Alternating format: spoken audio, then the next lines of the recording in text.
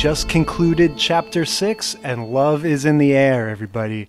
Red Dragon has some special feelings for his classmate Delia Demogran, and he has pulled a very bold move by tricking her into taking a journey to the magical island of Crimna.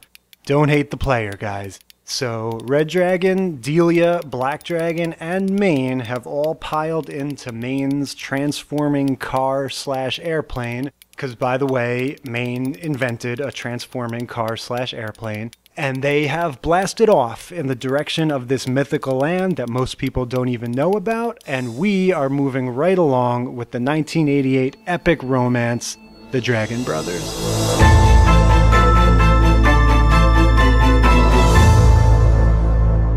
Chapter 7, Too Good to Be True. Delia did not believe what Red Dragon was saying at first. She thought he would kidnap her and take her to Australia or something. But then when she saw that the plane was coming over Crimna just the way she knew it would be. That's not a sentence. Just the way she knew it would be. Is this really Crimna? She said. Unless you're dreaming, it is, said Red Dragon. They felt the plane going down. Finally, they touched the ground on a small mountain.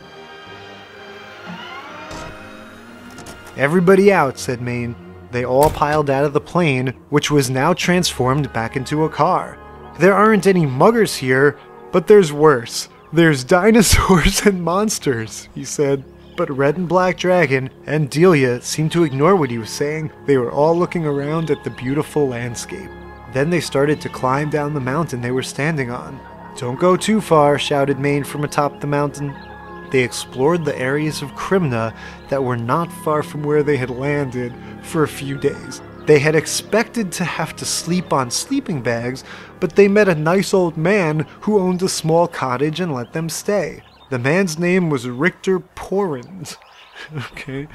He had a dog, Sparks, with a Z, who knew his way around Crimna probably better than anyone else in the world.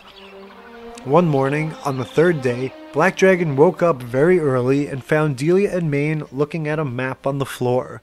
We know where we are in Crimna, said Delia. So, said Black Dragon. Crimna is full of treasures, said Maine. We're trying to locate one near us. Hey Red, wake up, called Black Dragon rudely. He heard a mumbling, then Red Dragon, half asleep, came into the room. They're looking for a treasure, said Black Dragon. Here's one, said Delia excitedly. Suddenly, they heard gunshots from outside. The sound of horses galloping came closer. Sharkers, shouted Richter. Sharkers, shouted Richter, somewhat in a panic. Hide! Who? Said Red Dragon. The Crimna terrorists, said Richter. While everyone hid, Red Dragon ran to the closet and got out Richter's shotgun. He ran outside and saw 6 cowboy-like men with guns on horses. No, don't go out, shouted Richter, but it was too late. One of the Sharkers threw a torch at the house, but Red Dragon caught it in midair and threw it back. It hit one of the Sharkers and set him on fire. He fell off his horse and burned to death.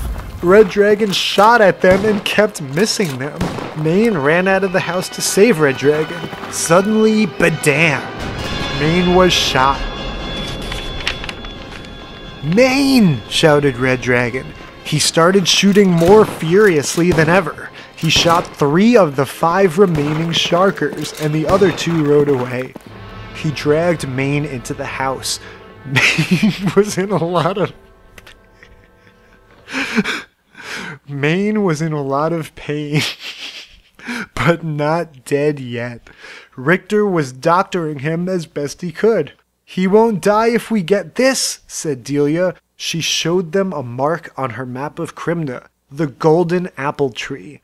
An apple a day keeps the doctor away, said Red Dragon. One of these apples can give someone eternal life. If we could get one of those and give it to Maine, he'd live, said Delia. Let's go for it, said Black Dragon. He and Red Dragon went out looking for it with the map. Richter and Delia stayed with Maine. End of chapter.